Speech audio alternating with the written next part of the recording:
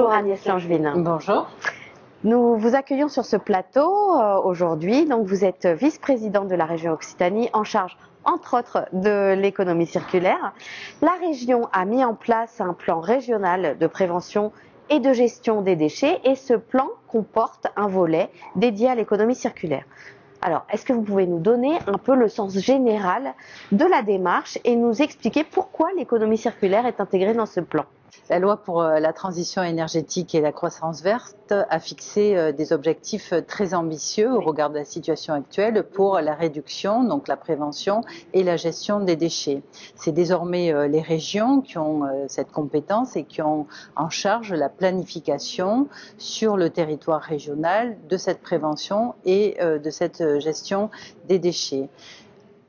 Réduire, prévenir les déchets, c'est aussi penser leur recyclage, leur réemploi et donc immédiatement, effectivement, mettre en place un programme d'action très opérationnel en faveur de l'économie circulaire, puisque l'idée c'est de passer d'un modèle d'une économie linéaire où j'extrais des ressources, je produis, je consomme et je jette à quelque chose de beaucoup plus durable et de beaucoup plus vertueux et qui de plus constitue pour les entreprises aussi des opportunités en termes de compétitivité, en termes de stabilité, mais aussi de nouveaux services, de nouvelles activités économiques. Donc nous avons pris le parti à la région de co-construire avec l'ensemble des acteurs et le plan régional de prévention et de gestion des déchets et ce programme d'action pour l'économie circulaire parce qu'il faut mobiliser l'ensemble des acteurs pour une réelle appropriation de ce modèle, un partage de l'information et pouvoir engager cette transition et cette mutation du modèle économique. D'accord. Alors vous citez les acteurs, vous avez notamment cité les entreprises. Qui sont les autres ? Alors nous avons tous les acteurs qui interviennent dans ce qu'on appelle le monde du déchet, mais qu'on pourrait aussi appeler le monde de la ressource, puisque l'idée c'est de faire des déchets maintenant des ressources.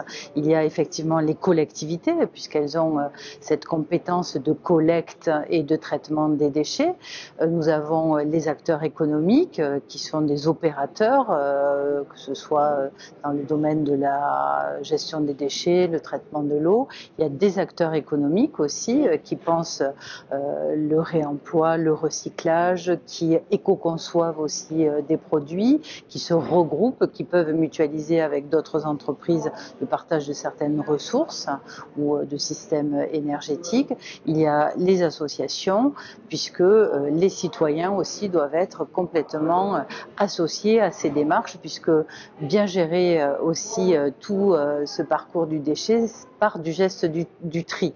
Donc il faut que les citoyens, dans leur acte d'achat et donc de consommation, mais aussi dans leur acte de tri, soient bien associés à la démarche. En fait, la question aurait pu être qui sont les acteurs qui ne sont pas concernés. Pour mettre en œuvre un tel plan, quelle méthode utilisez-vous ? Alors nous avons mis en place des groupes de travail thématiques par type de déchets ou par type d'activité. Par exemple, nous savons que nous avons un enjeu très fort sur le biodéchet, à la fois sur sa collecte, mais aussi sur la façon dont on va le réemployer, le réutiliser, y compris pour de la production de biogaz. Et on a un enjeu aussi extrêmement fort sur les déchets du bâtiment. Cela représente plus de 18 millions de tonnes chaque année en Occitanie. Et là aussi, il faut qu'on arrive à collecter ce déchet, à le transformer et surtout à le réemployer. Donc, actionner des leviers, notamment dans le cadre de la commande publique, puisque à l'heure actuelle, il n'y a que 10% de ces déchets du bâtiment qui sont réemployés dans les travaux d'infrastructure ou de bâtiments. Donc, nous avons un enjeu fort sur ces deux secteurs d'activité. Donc, il y a eu des groupes de travail thématiques et nous sommes en train de boucler un cycle d'ateliers territoriaux, à la fois pour une bonne appropriation des enjeux à l'échelle des territoires, à l'échelle des bassins de vie, mais aussi pour commencer à collaborer, enfin à insuffler cette dynamique à la fois de coopération, de collaboration, puisque l'économie circulaire, c'est pouvoir bien connaître les flux, bien connaître les gisements, et donc pousser les acteurs à partager des informations, ce qui n'est pas toujours simple, puisque pour une entreprise, ça fait partie de son modèle d'affaires, de son modèle économique. chimiques, donc parfois de ces secrets de fabrication. Donc il faut qu'on crée aussi un écosystème et de la confiance pour partager ces informations. Absolument. Est-ce que vous avez fixé un calendrier de déploiement et si oui, quel est-il? Alors, nous sommes contraints par un calendrier institutionnel, j'ai envie de dire, puisque le futur plan régional de prévention et de gestion des déchets sera intégré dans le futur schéma régional d'aménagement durable du territoire. Et donc, nous devons proposer à l'Assemblée plénière du mois de juin le projet de plan qui lui-même après aura un petit parcours d'enquête publique, d'évaluation environnementale, d'approbation. Et donc nous pensons approuver ce plan à la fin de l'année. Pour autant, nous souhaitons vraiment ne pas rester dans l'exercice un peu de planification qui peut paraître un peu lointain et contraignant. Et dès juin, sera donc à la même assemblée plénière, sera proposé des fiches actions, vraiment des modalités opérationnelles pour démarrer d'ores et déjà la concrétisation des objectifs que nous nous fixons. Donc en juin, nous aurons le programme d'action en faveur de l'économie circulaire avec 15 fiches actions, donc 15 priorités qui ont été co-construites avec l'ensemble de ces acteurs en termes de gouvernance, mais aussi en termes d'accompagnement.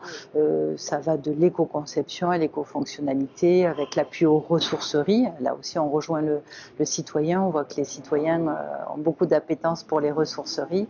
Voilà, tout un panel qui permet à la fois de moins prélever de ressources et donc de préserver cette biodiversité qui en a bien besoin, avec aussi des enjeux climatiques, des enjeux aussi de santé sur la qualité de l'air, et de rentrer sur un mode de développement beaucoup plus sobre en ressources.